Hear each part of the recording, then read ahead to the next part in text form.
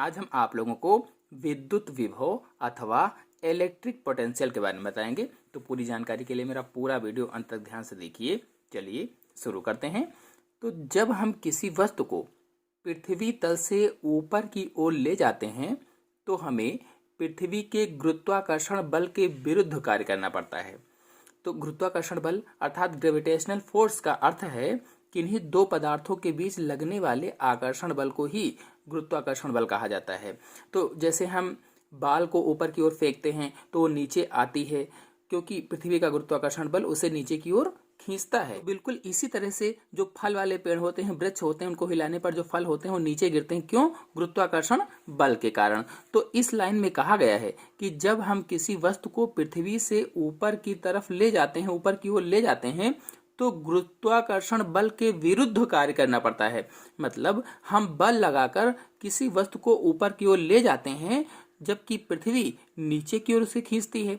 इसलिए कहा गया है कि उसके विरुद्ध कार्य करना पड़ता है और यह कार्य वस्तु में उस ऊंचाई पर गुरुत्वीय ऊर्जा के रूप में संचित हो जाता है। मतलब किया गया कार्य गुरुत्वीय ऊर्जा के रूप में इकट्ठा हो जाता है। बिल्कुल इसी प्रकार से किसी वस्तु को विद्युत आवेश से आवेशित करते समय विद्युत प्रतिकर्षण बल के विरुद्ध जो कार्य किया जाता है वह आवेश की स्थितिज ऊर्जा के रूप में एकत्रित हो जाता है, संचित हो जाता है। तो इस वाक्य को समझ लेते हैं। इसी तरह से जब हम किसी अनावेशित वस्तु को कुछ आवेश देते हैं तो वह वस्तु आवेशित होने लगती है, कह लीजिए चार्ज होने लगती है। अर्थात बिल्कुल इसी तरह से जैसे कोई ऐसी चीज है जो चार्ज नहीं है अर्थात अनावेशित है, उसको चार्ज करते हैं या आवेश देते हैं कह लीजिए, तो वस्तु पर उपस्थित यह आवेश वस्तु पर आने वाले अतिरिक्त आवेशों को प्रतिकर्षित करते हैं। जो जितना चार्ज हो गया है, जितना आवेश आ गए हैं, अब जो आगे आवेश आ रहे हैं उनको ये आवेश क्या करते हैं? प्रतिकर्षित करते हैं, उनका विरोध करते हैं और हमें इस प्रतिकर्षण के विरुद्ध कार्य करना पड़ता है। अब हमें वहां तक ले ही जाना है तो इसी प्रतिकर्षण के विरुद्ध कार्य करना पड़ता है। फिर यही कार्य वस्तु में एक ऊर्जा के रूप में एकत्रित हो जाता है, संचित हो जाता है। ये जो कार्य करते हैं तो ये कैसे एकत्रित होता है? ऊर्जा के रूप में इकट्ठा हो जाता है।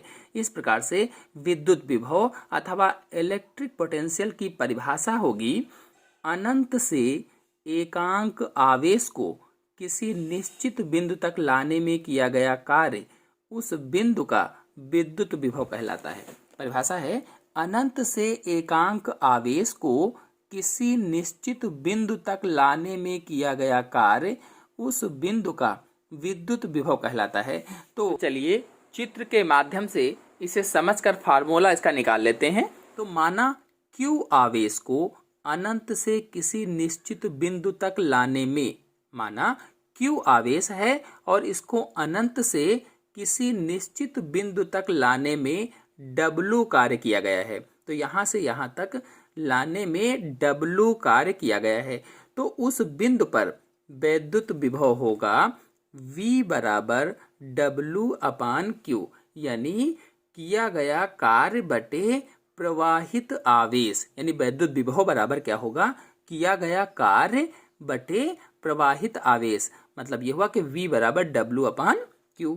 तो विद्युत विभव V इसका मात्रक क्या होगा? वोल्ट होता है। और यदि Q बराबर 1 कूलाम हो, W बराबर 1 जूल हो, तो 1 कूलाम के आवेश को अनंत से किसी बिंदु तक लाने में 1 जूल कार्य करना पड़े तो उस बिंदु पर विभव कितना होगा? 1 वोल्ट का होगा। 1 कूलाम के आवेश को अनंत से किसी बिंदु तक लाने में 1 जूल कार्य करना पड़ता है तो उस बिंदु पर विभव कितना होगा? 1 वोल्ट होगा। जिस बिंदु पर लाया जा रहा है उस बिंदु पर वोल्ट कितना होगा?